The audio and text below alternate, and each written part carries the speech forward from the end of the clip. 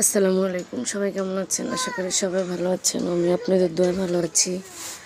দেখেন আমার দোকান আজকে খুবই এলোমেলো, একদম পুরো অবস্থা খারাপ। দোকান গুছাইতেছি, কেন মাস শেষ, আবার ইনশাল্লাহ দোকানে মাল ঢুকাইতে হবে। তাই আমি তো একদম পুরো টায়ার আজকে। কেন সব সময় গোছানোটাকে খুবই ভালো লাগে, কেন পরিষ্কার পরিচ্ছন্নতা আমাদের ইসলামের ইমানের অঙ্গ। অলরেডি এক থাক গোছানো শেষ, খুবই সুন্দর হয়েছে।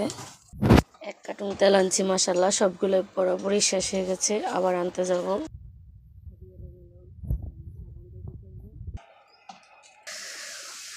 পুরো একদম পরিপাটি করে ফেললাম, অনেক সুন্দর হয়েছে গোছানোটা, খুবই সুন্দর লাগে। যে কোনো জিনিস গোছানোটাকে খুবই ভালো লাগে। আজকে দোকানে খাবার উঠাবো, তাই এলোমেলো ছিল, সব গুছাইছি অলরেডি। এই যে তো বলার মতন কিছু নেই, এত ময়লা বের হয়েছে, সময় পাই না। একজন মানুষ চারিদিকে দোকান চালাবো না না ঘরের কাজ করব, খুঁজেই পাচ্ছিলাম না। তাই একটা আপারে দিয়ে কোনোরকম একটু করাইছি, আর নিজের কাজ তো নিজেরই করতে হয়, তাড়াতাড়ি করে গলি পরিষ্কার করার।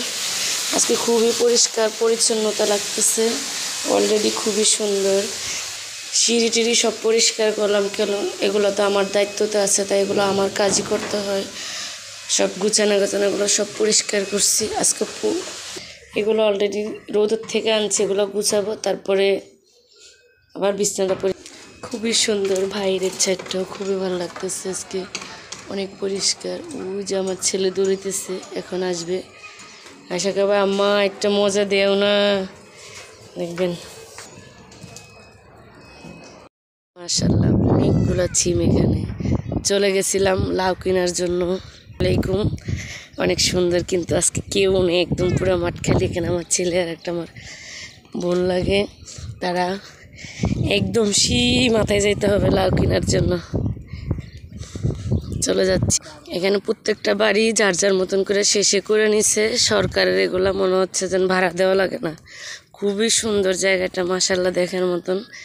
এরকম আমার যদি একটু জায়গা থাকতো, তাহলে আমি চট্টগ্রামের ভিতরে এরকম একটা ঘর বানিয়ে থাকতে পারতাম। কিন্তু আমার তো মনে হয় যে কেন কোনো একজন ক্ষমতা আসলে এদেরকে উঠিয়ে দিবে, তার চেয়ে বড় কষ্ট হয় না। উঠানো না উঠে তাও বলতে পারবো না শিওর, কিন্তু সবাই এখানে করতেছে। দেখেন ইন্দে বেড়া দিয়ে দিয়েছি, কিন্তু আমি দেখতে পারতেছি না, তারপরও আলগে ভিডিও করছি। খুবই সুন্দর জায়গাটা। এই যে লাল শাক বুনে রাখছে, খুবই সুন্দর। এই যে বেড়া দিয়ে দিয়েছে, তার প্রত্যেকটা বাড়িতে যার যার মতন করে সবজি বাগান, সবজি সব কিছু এখান থেকে লাগে, যার যার মতন খেতে আছে, বিক্রি করতেছে। লাউওয়ালা আঙ্কেলের সাথে কথা বলছি, কিন্তু লাউ নয়, বলতেছে ছোট ছোট। মাশাআল্লাহ এখানে একটা মসজিদ হয়ে গেছে অলরেডি। আমি তো আজকে অনেক দিন ধরে এখানে আসি না, কিন্তু বিশাল বড় এক মসজিদ হয়ে গেছে। দেখেন এখানে দেখা যাচ্ছে, এখানে মিষ্টি কুমড়া গাছ, সব সবজি হয় এখানে। প্রত্যেকটা জায়গায় জায়গায় সেরকম জায়গা হয়, ফল পার্কা যে দূর পারছো দূর, এটা তো পুরোটাই বাগানে। ওনার এটি লাউ গাছ, বলছে লাউ নাই, ছোট ছোট, এই কারণে আর কিনতে পারলাম না। এই যে লাল শাক বুনে তুইছে।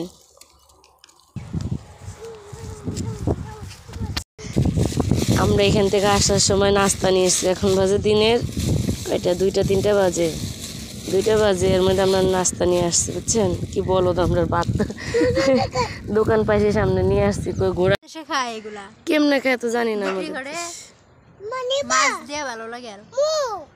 তোকে দেশে খাই, আমাকে দেশে খাইতে দেখিনি। না না বাবা, অনেক সুন্দর।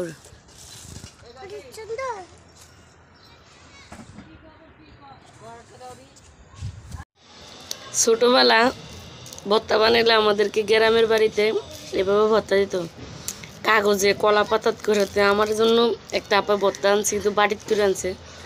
আমাকে বাটি নিয়ে যান, আমার এইভাবেই দেন, আমি এইভাবে খাবো আজকে। খুবই মজা লাগে এইভাবে। গ্রামের বাড়ির দৃশ্য বলা যায় না, না বলার মতন কিছুই নেই এখানে।